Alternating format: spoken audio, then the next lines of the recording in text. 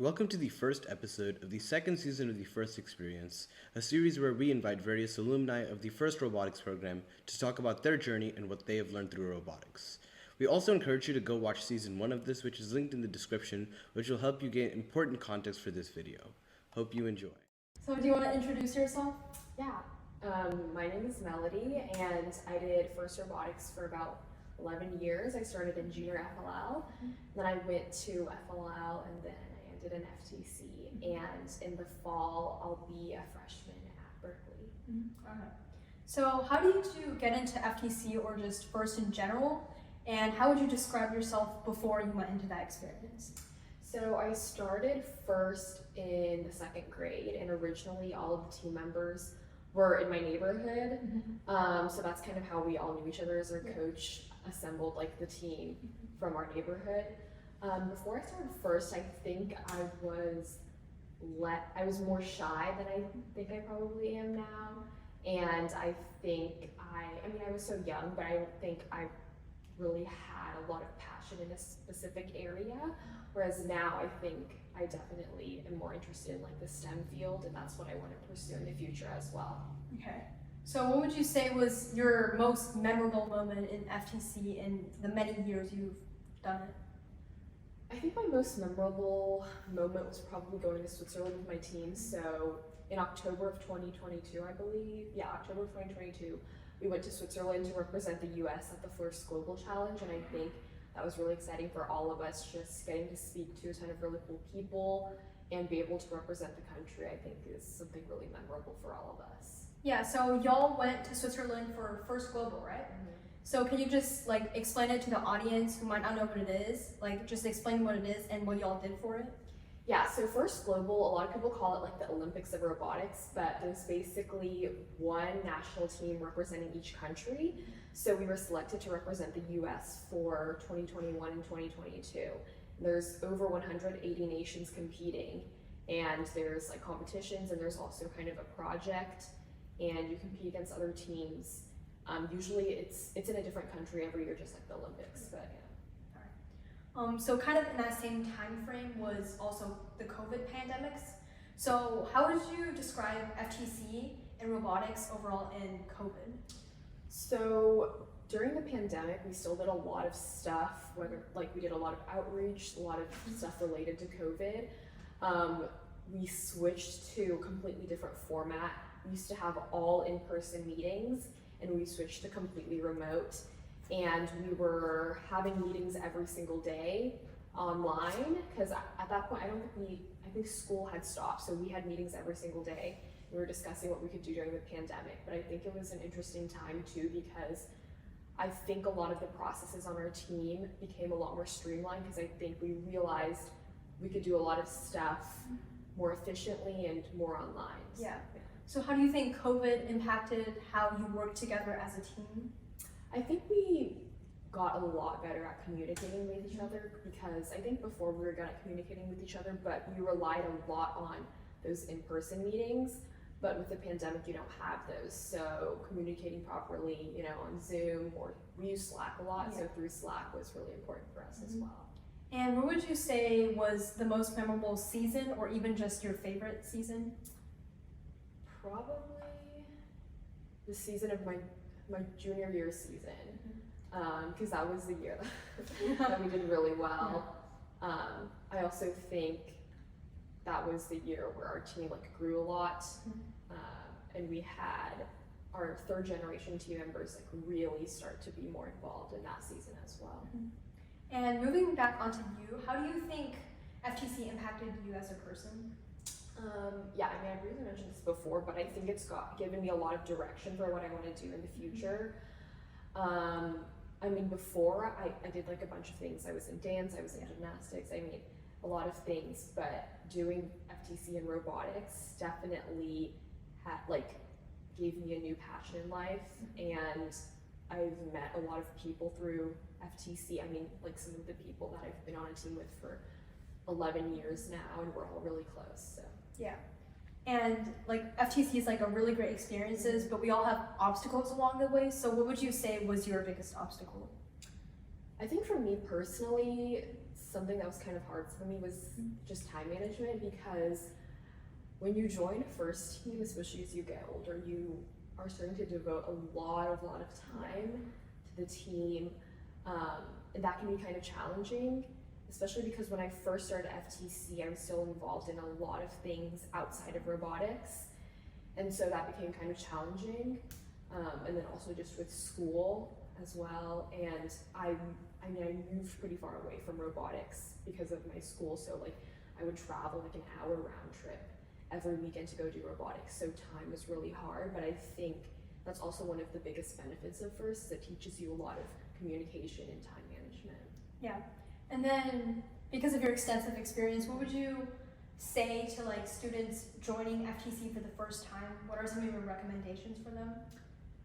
I think some recommendations I would have is, I mean, it's such a cliche, but I feel like you should only really do FTC if you really like it, because it can get extremely difficult if you don't, because you have to put in a lot of time, a lot of effort.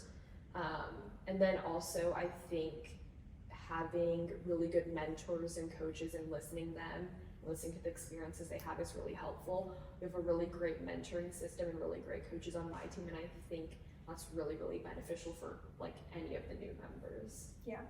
So let's talk about one of your biggest accomplishments. I was really impressed when I heard about this, but the Dean's List Award. So can you just explain what it is and kind of the nomination process in the different levels? Yeah, so the Dean's List Award is an award given to juniors and seniors in FIRST Robotics. So they do 10 from FTC and 10 from FRC every year. And the selection process is basically a coach has to nominate you. And so once you're nominated, you automatically become a semi-finalist. And they nominate you, I believe, through like a series of questions like they send in a form. And then you have an interview. Every region has their own like interview process. So you do your interview with the regional, like however they want to organize that. And then after that, you become a finalist. And there's a different number of finalists in each region. So I believe like the North Texas region has 4.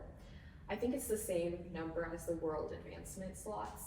But after you get to finalists, then you get to go to Worlds. I think there's 180 finalists total, and then 10 winners at Worlds. Yeah. So you mentioned briefly like the interviews. How would you describe that process, and what do you think you learned from it? Honestly, the process was pretty simple, I think, the selection process at least. I think for me personally, like a lot of it was just like based off of what I've done previously. So something that a lot of people say, at least all the winners say, we talked about this at like the Dean's List events, is the Dean's List Award is really not something that you can try to win essentially. And what I mean by that is it's not one of the awards where you can, like, oh, one day you're gonna decide to get the Dean's List Award, then you go apply kind of, because it really takes a lot of years and a lot of experience. I think when we went to the Dean's List Award, I think most people had done at least 7 or 8 years of FIRST Robotics. So that's like a lot of time commitment and a lot of work, Yeah. So in the end, you did end up winning, which congratulations. Yeah. And what do you think were the immediate effects of that? And how do you think that changed you, or did that give you a different opinion on anything? I think for me the immediate effects were, well, obviously I was really honored to win, but I think like when you receive that honor, and that's something that Dean came and also talks to you about, you like go to his house and you go to FIRST headquarters, and it's something they talk to you about a lot, is now that you're a Dean's List winner, there's kind of, not this expectation, but you're supposed to kind of do more as an alumni, and I think that's really important. So that's something they definitely emphasize. But apart from that, I think also you're kind of setting an example in the FIRST community. They give you a lot of opportunities as a Dean's List winner to meet with really great people, and I think representing FIRST is really, really important as a Dean's List winner. Okay, so the same season that you won Dean's List, you were also the captain of 8565. So during that season, there were a lot of like more junior members on your team. So what was the process like training them to be successful in their future seasons of FTC? So on our team, a lot of people kind of pair up with a newer member and kind of lead them through the season. So junior year, I was paired up with someone who essentially during senior year, all the seniors don't have official roles on the team anymore, and those juniors kind of take on those leadership roles. But throughout the my junior year, they would shadow all of us, and we would lead them on all of the processes. They would join us for all of the meetings, and I think that's really important. That's something we kind of did too. When we were younger, we were mentees of older members, and so I think that's really beneficial, them kind of following along with you and doing whatever. And so like if you're maybe you're the hardware leader, then a younger hardware member will train after you and kind of watch you, and then they will kind of mentor you as well. Yeah. So working together on a team very closely, that obviously comes with a lot of conflicts. So for 8565, how do you guys go through those conflicts and resolve them?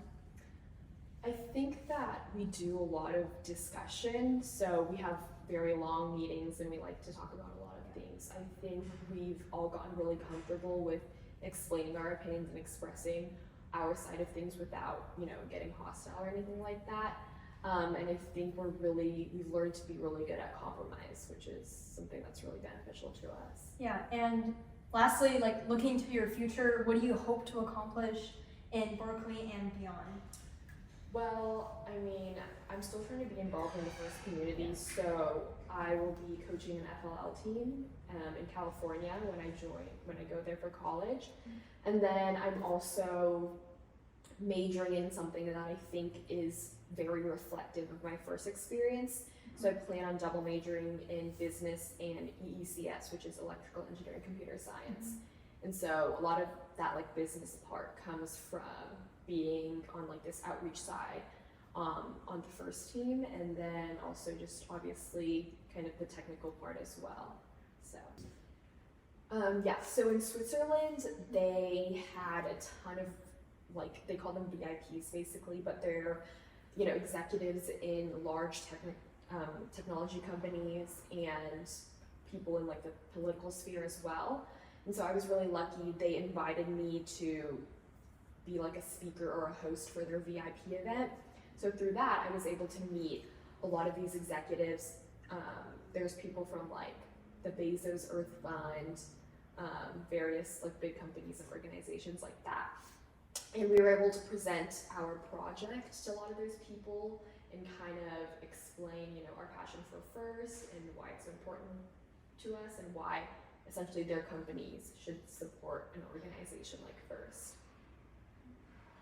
And then during COVID, one of the big outreach projects that y'all did was 3D printing masks and then sending them to hospitals or dentist offices. So can you briefly describe that process and what it was like? Yeah, so during COVID, one of the first things we started thinking about is what can we kind of do for the community as a robotics team. And so immediately we went to 3D printing face shields and ear guards, and we were able to donate thousands of face shields and ear guards to people around the world actually. We were also able to bring in a lot of FTC teams in the area to help print for us because we started getting so many requests that our 3D printers couldn't fulfill them. So we had a lot of teams help us and we were able to fulfill a ton of orders like that. During COVID, we also did a robotics fun hour. So we did it was I think 1 hour a week where we would have a class for kids, and we had I think over 100 people register. But every week we would do some sort of STEM class online, and we invited speakers. We had different activities and things like that. Yeah, so FTC during COVID, it was really different for all the teams. So what do you think you learned from that? I think for us, it allowed us to focus on what's more the most important for our team. I think all of our meeting processes kind of changed to be a lot more effective and a lot more efficient. I also think we learned to be a little quicker on the meetings. So I think before we would spend we would go until maybe 2 or 3 a.m. on our Saturday meetings because we were just kind of slow with it. We would stop here, do this a little, but COVID kind of forced us to be really quick with it, especially with the 3D printing process. That's a very real world situation. In FTC, you can kind of be oh, I'll do this a little later, I'll reach out to this person a little later. But with COVID, it's not like that because you have real hospitals and real clinics asking you for PPE, which is a lot more important essentially than a lot of the things. So that really forced us to be a lot more efficient. Okay. One other thing is, how did you get involved in FIRST? Because you started from like very long ago. Mhm. So like, do you remember how you started? Well, originally we had 6 people on our FLL junior team, which I think it's now called like FLL Explore. But all of the kids, we all lived in the same neighborhood back then. Now I think like most of the families don't live in that neighborhood anymore. But that's how we all kind of knew each other. I actually joined a year later than most of the kids, so they started in 1st grade, I started in 2nd grade. But we all kind of knew each other because we lived in the same neighborhood, we're going to the same school, and I think like the coach asked my mom like, oh, does Melody want to do this? And then I just like went to her house on a Sunday and then I started doing robotics. So, since you had so much experience before FTC with FIRST, how do you think that helped you in FTC? I think I was a lot more familiar with just the process of robotics and working with our team. A lot of people start with a completely new team when they join FTC, but we had been working together for so many years already, so we kind of knew how to work with each other. But I also feel like most of my change, or when I really started to get into robotics, was in FTC, especially because FTC has this huge like presentation and outreach portion that I think is not as big in FLL Junior and FLL, which is the part that I was mostly involved in. When you were team captain, what did this entail? What was your role as team captain? So as a team captain, a lot of my work was kind of leading through the meetings and the agenda, making sure all of our action items are getting done. I would also lead most of the events that we hosted. So on our team, we've always had 2 captains. So one is like the logistics and outreach captain, which I was usually that, and then we had another like technical robot captain. So I would usually lead through a lot of the discussions on our outreach. I would lead through planning those and work with our team members on all of that type of stuff. Yeah. And what would you say is the biggest thing that you learned throughout your captaincy? I think just learning how to interact with each of the teammates. I mean, everyone has like a different personality, but learning to lead each of those people and work with different personalities and kind of like find the best in everyone. Yeah. So like throughout history, a lot of people say like, oh, women, first it was you can't do math or you can't do science. But I think you're so actively involved in a STEM field. Mm-hmm. And what would you say in response to that? And what would you like to say to like all the little girls who are interested in STEM? Mm-hmm. When I first started in robotics, it was, I think, so much worse than it is now. I think throughout the years there's been so many more girls join robotics, which is really awesome. There's been a lot of all girls teams, which was fairly rare, I think, like just even 11 years ago, but I think I've been really lucky to have really great like female role models. Like in the North Texas region, we have a lot of people involved that are females, and I mean my coach obviously is a girl as well, so I think watching her and she's like obviously inspired all of us a lot, but especially because she's a girl. And on our team at least, there's always been a majority of guys, but I think that they've all been pretty good about it. I mean, I've heard a lot of things like, oh, the girls on teams are not treated as well, but I think that in a lot of cases, maybe you kind of have to gain a certain respect if you're a girl in STEM. But I think that FIRST is really good about that, honestly, and they're really trying to advocate for more women to join robotics. Yeah. So I'm actually starting out with outreach this season for our FTC team. So when you first started out, how do you think you looked at outreach when you started, and how do you think you look at it now, and how do you think you grew? I mean, I think outreach at FIRST is such a big part of the team, It really is. And when I first started out, it was definitely a lot harder. You're gonna realize that when you reach out to people, they don't always respond. It's not always super easy when you start organizing events, even with your teammates. It's not easy to plan things, get people to do things, but along the way, you kind of find out ways to be better at it. You know, who to reach out to, what you can do to fill in, you know, where you need to step in at points, how to delegate work to different team members. And I think that's stuff that you just kind of learn along the way. Yeah. So what do you think you learned from it? How did that impact you? And how do you think it will continue to impact you as you go on to college and beyond? I think organizing outreach events takes a lot of leadership, especially when you organize the big ones. Like we do an FTC workshop, we've been doing it for like almost a decade now. And that workshop takes a lot of organization and planning. I mean, we've started to really expand the workshop. I think the workshop that's coming this year that they're working on has so many international attendees, a ton of really great speakers from big companies. And so you kind of learn to, I'm sorry, I can't even remember the question. Oh yeah, it was what do you think you learned and how do you think that impacted you?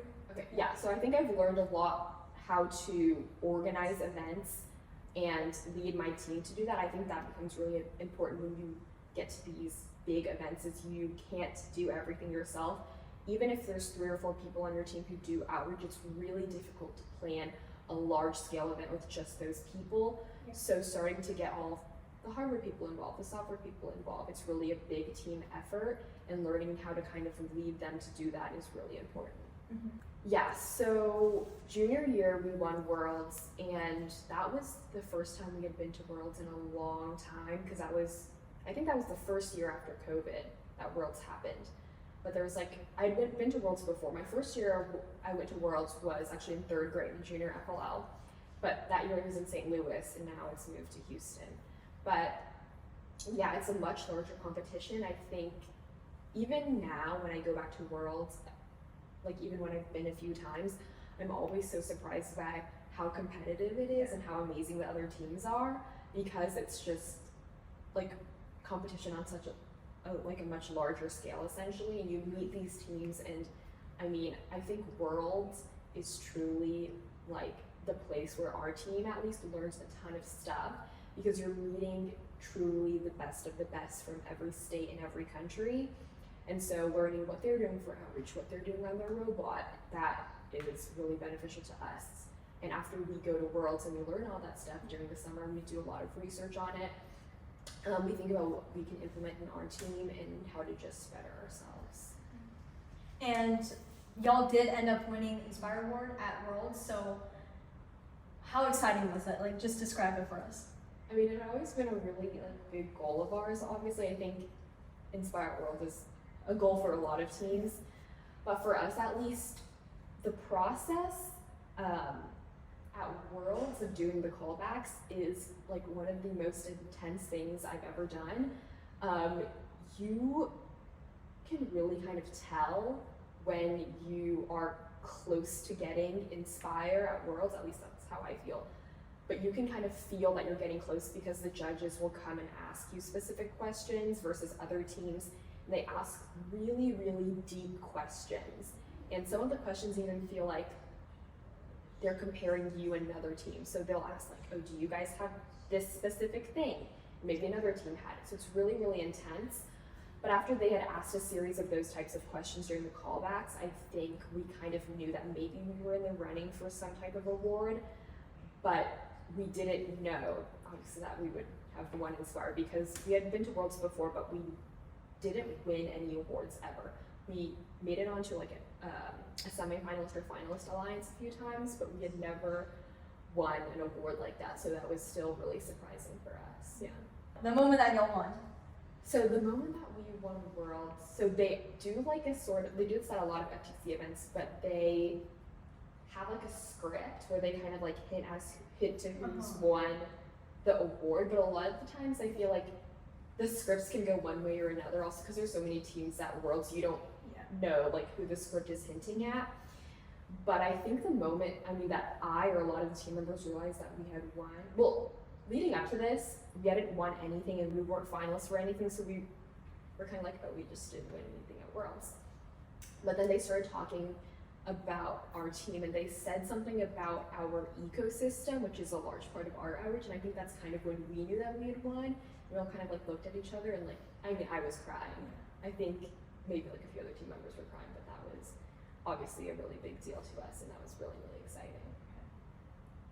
So it might differ from region to region, but for us, we had the like regional dean's list like manager, I don't know if that's actually the title, interview us, and you like go in, you sign up, and you have this interview on Zoom, and then they basically just ask you a series of questions that talk about your first experience, you know, what first means to you, kind of that type of stuff, and then you wait until regionals, and they announced the finalists. But I know that I feel like the Dean's List interview process changes each year because we've had other people on our team get nominated, and sometimes they're in person at like tournament you go to, or sometimes the interviewers might be different people, so it kind of depends. I've also heard other regions where there's like a bunch of interviewers. I think I only had two.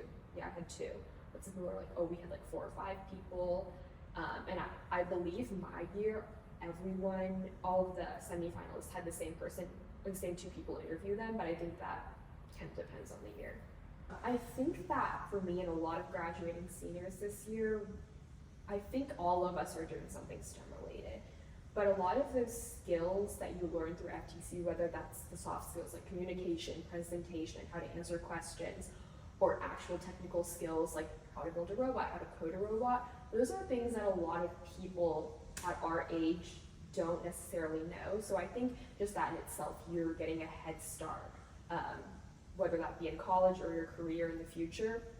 But I also think first, especially at the higher levels of competition, if you get to go to Worlds or you get to go to First Global, it really kind of opens your eyes up to the world and a lot of processes, like speaking to, like we got to speak to the former Speaker of the House, or you know, we spoke to people at CNN, like all of this stuff. I think those are such valuable experiences that a lot of people don't get when they're in, you know, middle school or high school. You probably when you joined FTC, you decided I'm going to do FTC. So did you like end up dropping all the other stuff?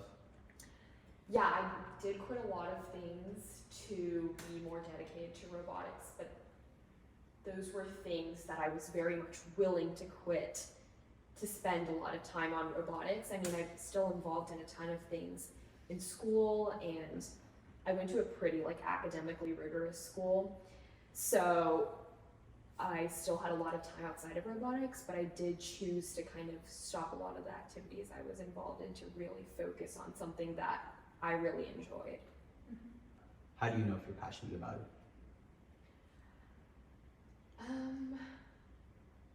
I feel like you just kind of know when you like something. At least for me, like robotics was one of the things that I was willing to spend hours and hours doing. I was willing to give up like the Saturday night for like my Saturday nights for 10 years to do something, and I think that just told me like this is something you like doing. It was something that, you know, I was choosing to do over, I don't know, maybe like a dance competition or whatever I was involved in at the time. And so I think that's when I kind of knew this is something that I really, really like and I'm passionate about. What do you think was the best thing about FTC throughout all your years? I think that I've learned a lot of skills that are very, very beneficial to the real world. I think FTC, this is like something we talk about on our team a lot, but it kind of runs like a little tech startup in a way. And so you take a lot of those skills into the real world. And another thing I think that I've taken is I have a lot of really good friends that I've made in robotics, especially those on my team who, you know, I've done robotics for 11 years now, and they're still like some of my closest friends. Yeah. Thank you for coming to talk with us today. And what is the last thing you would like to leave our audience with? I think the last thing, or like a piece of advice for FTC, would be just, I think you need to dedicate yourself to the team and what you're doing.